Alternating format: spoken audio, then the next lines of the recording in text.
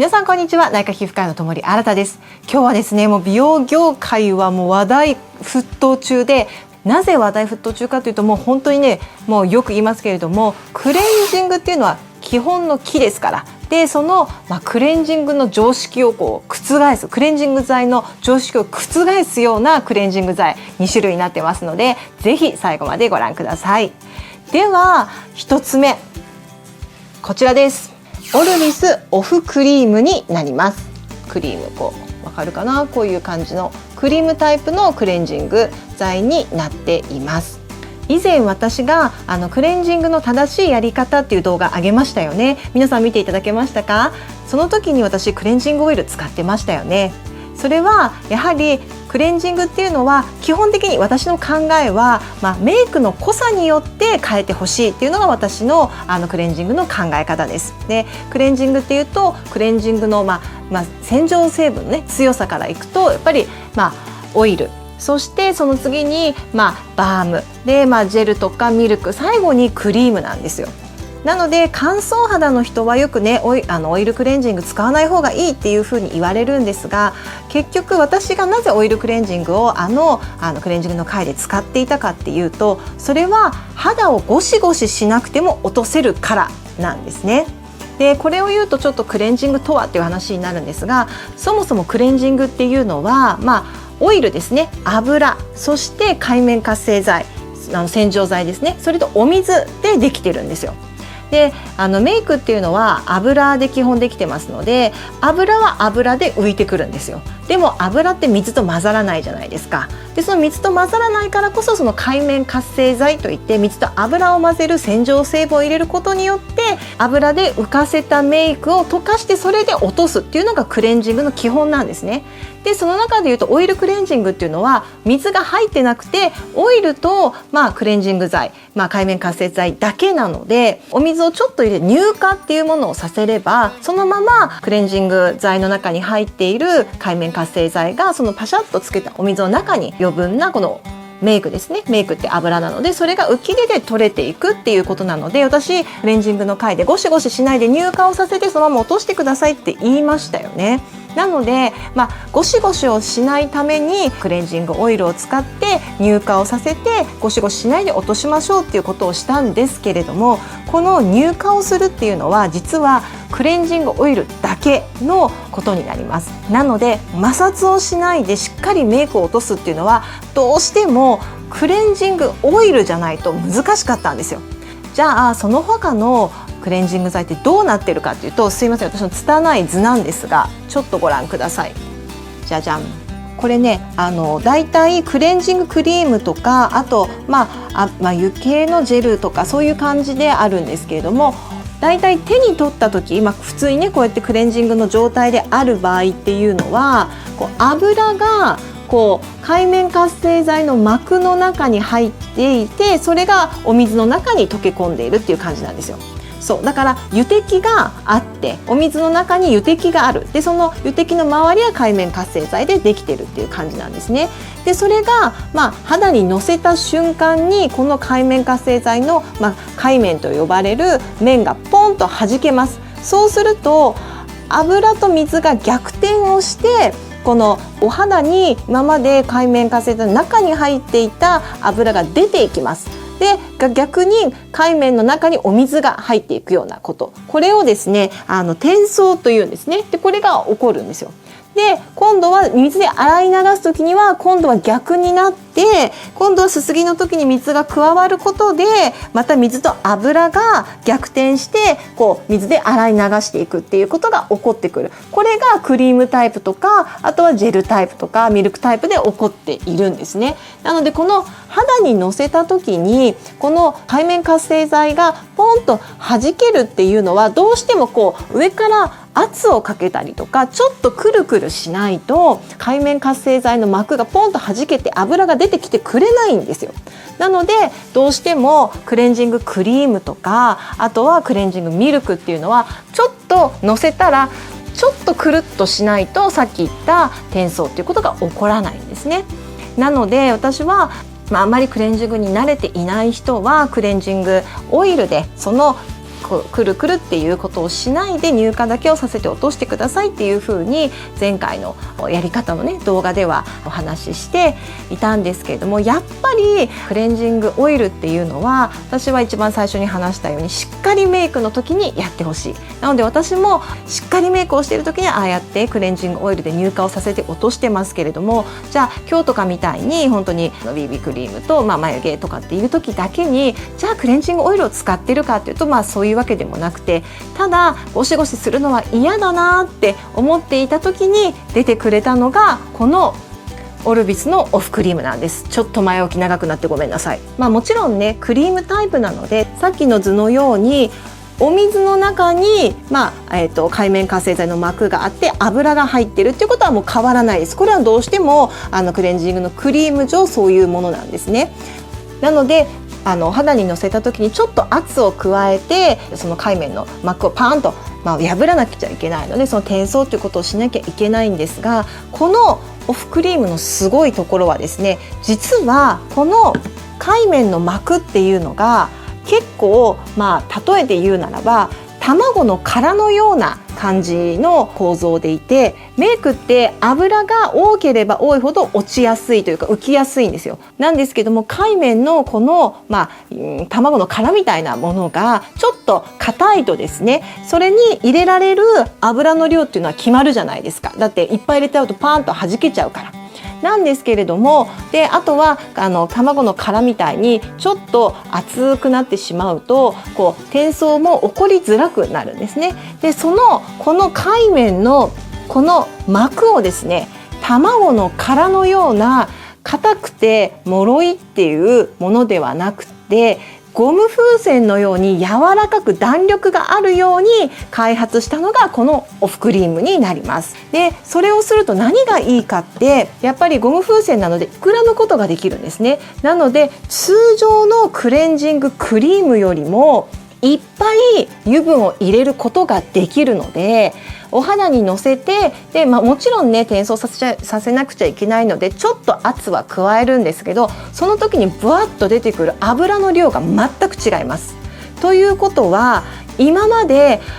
クレンジングクリームってなかなか落ちないからあんまり好きじゃないのよね、なんか洗い上がりは突っ張り感はないけどちょっとメイクの落ちがいまいちなんだよねっていう方でも、オイルの量がですねもう今までのクレンジングクリームとはもう格段に違いますので、のせた時に、ちょっとできればくるくるよりも押すような感じでしていただくとふっと手が軽くなる瞬間、これがまさに転送が起こった瞬間、油がポーンと出てきたような感じなんですね。で卵の殻からゴム風船のようにって言いましたけれども、それで油もいっぱい入ってるんですけど、ある一定の圧をかけるとポンと風船も割れるように、もちろん弾力はあって油同士がぶつかっても割れないのでいっぱい入れられるんですけれども、肌にのせてある一定の圧を加えるとそれがきちんと界面の膜が外れて大量のオイル油が出てくる、そしてメイクを浮かせてくれるっていうことになるんですね。なのでゴシゴシもあんまりしなくていい、プラス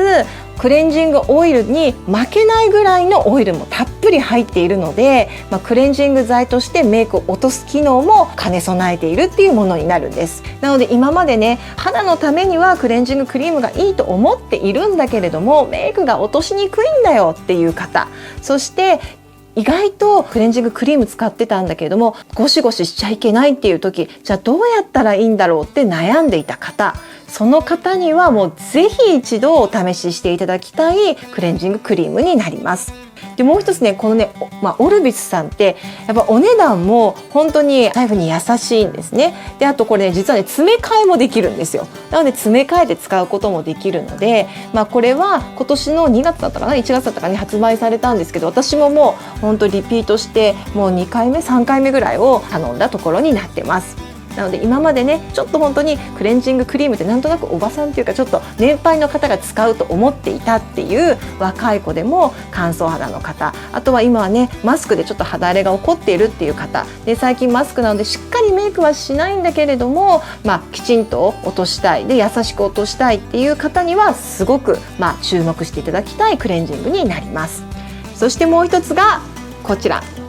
シュウ上村のアルティム8スブリムビューティークレンジングオイルインフォームになります。シュウ上村さんっていうともうクレンジングオイルっていうぐらいクレンジングにはもうすごく昔から有名ですよね。これはなぜかというと、そのシュウ上村さんっていうのはシュウ上村っていうメイクアップアーティストの方が作ったブランドです。でメイクアップアーティストさんなので綺麗なメイクをするためには素肌が綺麗でなくてはいけないっていうことを考えて、そこでクレンジングにすごく力を入れているブランドにそもそもなるんです。で有名なのはですね、私も使っているんですけれども、こちらですよね。この元となっているのがこの、アルティム8スブリムビューティークレンジングオイル。もうこれ多分使っている方多いと思うんですよね。もう美容に詳しい方って多分一家に1台は一家に1本は必ずあるっていうぐらい、もう本当にクレンジングオイルの中でも使っているオイルがもう全然違うというか、ベースはねトウモロコシ胚芽油っていうものがベースに入っていて、そこに椿油とかが入っていて、でプラス界面活性剤もですね非イオン系の界面活性剤を使っているので、クレンジングオイルなんですけども肌にすごく優しいし、オイルの配合が絶妙なので洗った後の突っ張り感がないっていうのがシュウエムラさんのクレンジングオイルの特徴なんですね。でもやっぱりクレンジングオイルじゃないですか。でそれをもちろんね私の洗い方で乳化をさせて洗えば摩擦をしなくてもいいんですけど、実はそれをもっと摩擦をしないように泡タイプにしたのがこちらなんです。でね、実はねこれね7月1日発売でもすごい待って、もう絶対出たら買おうと思ってやっと買ったんですね。で泡クレンジングって今最近流行りなんですよ。なぜかっていうと、見てくださいね。こうやってほらこうもう泡で出てきちゃうの、洗顔みたいに。なのでこのまま放置していれば、この状態でもうメイクと混ざれば何もゴシゴシしなくても、究極の話ジャーッと洗い流せばメイクが落ちるような仕組みになってるんですよ。オイルの転送だったり乳化もいらない。ただこの泡をこう何ていうんですかね、押す、こういう風に押してちょっとなじませる、メイクとしっかりなじませれて水でシャーッと流せばもう落ちるっていう、摩擦がほぼいらないっていうようなクレンジングになるんです。泡洗顔って結構最近よくあるんですけれども、なかなか落ちが悪いものだったり、逆に落ちるんだけれどもちょっと後肌感がこう突っ張るっていうことが多かったんですね。それはやはり入っている界面活性剤の選び方だったり、あとは保湿剤が入れてあるかどうかだったりっていうものの問題なんですが、やっぱりこのシュウ上村さんはさっきお話ししたクレンジングオイルを踏襲しているので、このクレンジングオイルに入っている、椿油だったりトウモロコシ胚芽油だったりっていうのもしっかりと入っているんですね。であとはアミノ酸系なので泡立ちもいいし、お肌にも優しい洗浄剤になります。でそこにやっぱりシュウさんの思いが入った椿油だったりだとかトウモロコシ胚芽油だったりっていう、しっかりとお肌にいいですね油分をオイルを入れているクレンジングフォーム、泡タイプのクレンジングって私多分シュウさんが初めてなんじゃないかなと思います。なのでもちろんクレンジングオイルと同じようなバッチリメイクでもしっかり落ちるような設計をされていますし、あとはアルティメイトのクレンジングオイルと同じように後肌ですねもう突っ張らずに泡タイプにありがちな突っ張り感というものがほとんどなく、ちゃんとオイルが膜を張ってくれるというか残してくれるので、クレンジングの後の突っ張り感が少ないっていうような画期的なクレンジング剤になります。何度も言いますけれども、クレンジングっていうのはもちろん肌質も大事です。肌質別に乾燥肌の人はクリームタイプとかミルクタイプっていうのもいいんですけども、結局はメイクを落とさなくちゃいけないので、その日のメイクに合わせてください。そうじゃないと弱い洗浄力のものでゴシゴシやってくると逆に肌に悪くなります。